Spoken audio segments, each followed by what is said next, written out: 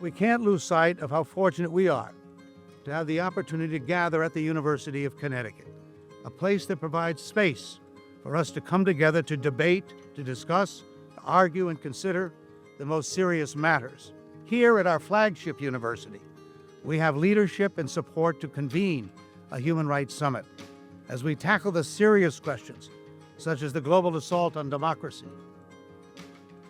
Today, less than half of the world's population lives under democracy. The majority of the world's population, about 52%, live under some form of autocratic or authoritarian regimes. So the theme of our summit, human rights and the global assault on democracy, is a real one, and it's a true one, and it's a timely one. I see democracy and human rights fused together. Human rights embodies democracy. Democracy embodies human rights. And so when one is threatened, we see how the other one is weakened. That is why understanding the power of democracy and the power of human rights is absolutely essential for a thriving society. So such forum, such summit, such meetings are very important because we have to fight for hearts and minds of people. Human rights lost their meaning if we left their protection only for human rights lawyers or diplomats. This is the task for entire society.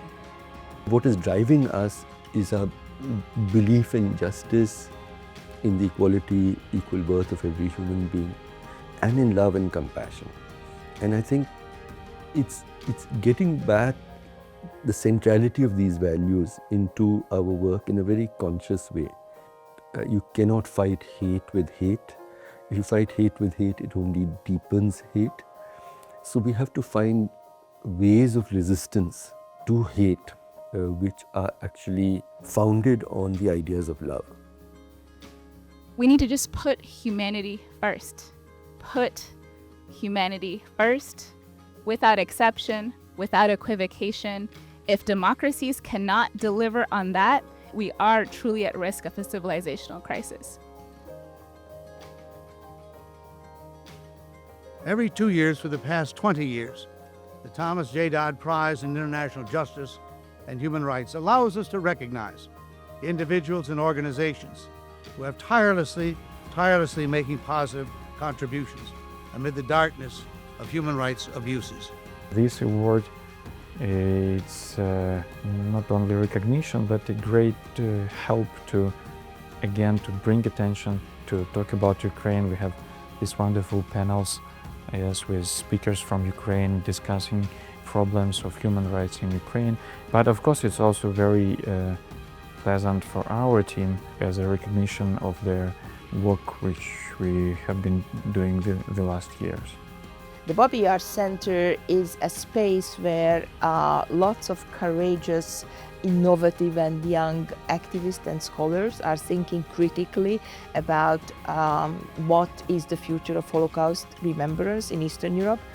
And especially because Bobby Yar is a place which has got a very important symbolic meaning, that in 2 days more than 30,000 Jews were killed there by bullets. We have to know how all of us work together. We have to know our histories in order to be able to move forward. The reason why we're seeing the attempts at erasure is because so much work has been done institutionally to advance this knowledge base, to ensure that students and that adults really get this information, that they develop critical thinking skills, that they learn how to interrogate, that they don't just accept what's being told to them, but they learn how to frame a question, learn how to see the strengths and the weaknesses in an argument and point them out and ask the next question. When I was coming here for this interview, I saw a big line in the corridor, like 50 people lining up, and it turned out that these are the students who are hoping to get into the next session of the conference. And I think there is nothing more rewarding than seeing the students lining up to an auditorium and being afraid not getting the chance to see the next panel, because that's the best feedback the organizers can have, that the students are really interested in this event and they they cannot miss it. This is an event you cannot miss. My students are already talking about the ways that they can start to build a democratic culture at the high school. This event really affirmed my belief that one of the most important things that educators can do is emphasize civic engagement. If students aren't given an opportunity to be part of the democratic process, and if they're not empowered to do the real work of citizenship, then we're not doing justice to the next generation that has to take up the banner of fighting for democracy. Noam Chomsky somewhere spoke about social protection, and he said it was the idea that we should take care of each other. It's really a lovely summary.